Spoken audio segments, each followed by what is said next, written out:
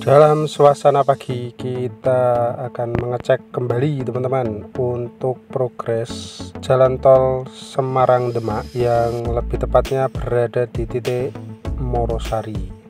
yang dulunya adalah Pantai Bakau, terkenal sekali untuk lebatnya Pantai Bakau di sini, tetapi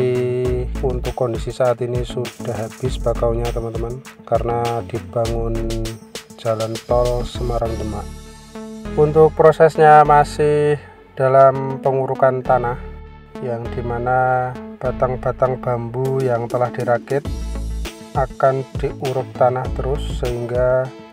tanahnya lebih padat dan bisa digunakan untuk pondasi atau konstruksi jalan tolnya nanti.